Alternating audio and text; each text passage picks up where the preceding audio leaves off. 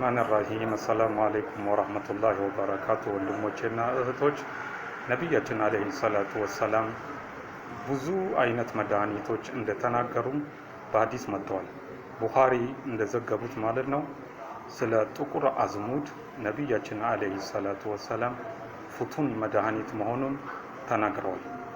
ጥቁር አዝሙድ በደንብ ይዛችሁ ተጠቀሙበት። ምክንያቱም ሁሉም በሽታዎች በጥቁር አዝሙድ ይፈወሳሉ አሉ ረሱል አለይሂ ሰላቱ ወሰላም፣ ሞት ካልሆነ በስተቀር አሉ።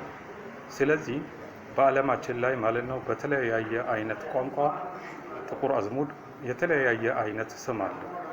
ከዚህ መሃል ግብጾች ሀበቱል በረካ ሲሉ፣ የመኖች ቃህጣ ይላሉ፣ ሶስተኛ ኢራኖች ደግሞ ሹኒዝ ይላሉ፣ የመጨረሻው አራተኛው ላይ ማለት ነው ላቲኖች አንጊሊሊዮን ይላሉ። ወልሐምዱሊላሂ ረቢል ዓለሚን።